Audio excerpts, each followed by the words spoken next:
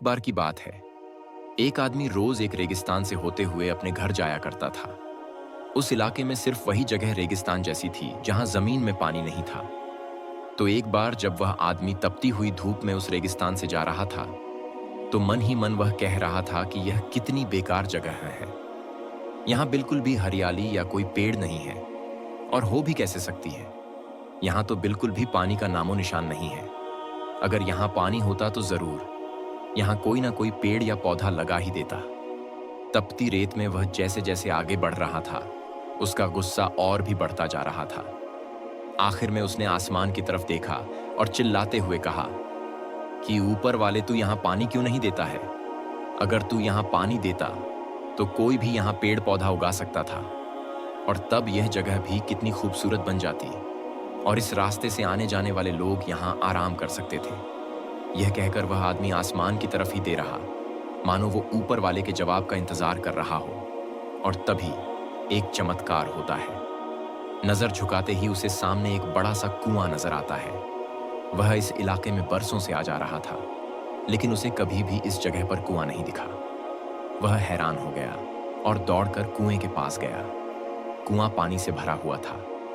उस आदमी ने एक बार फिर आसमान की तरफ देखा, और शुक्रिया अदा करने की बजाय उसने कहा कि पानी तो ठीक है, लेकिन यहाँ पौधे लगाने के लिए बीज बोना पड़ेगा, और उसके लिए बीज की जरूरत होगी। उसने इतना कहा कि तभी उसे कुएं के साइड में अलग अलग बीज से भरी एक बोरी दिखी। एक बार फिर उसे अपनी आंखों पर यकीन नहीं हुआ, और फिर वह कुछ घबराहट के साथ आसमान की तरफ देखकर बोला, लेकिन यह जगह तो सूखी है, यहाँ पौधे कैसे उगेंगे?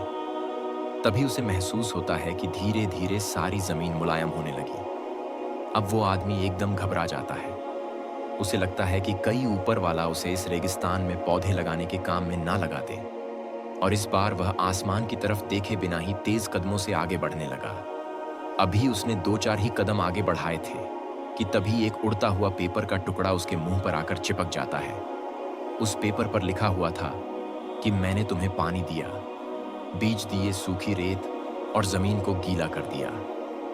अब तुम्हारे पास वह हर एक चीज है जो इस रेगिस्तान में पेड़ पौधे लगाने के लिए चाहिए।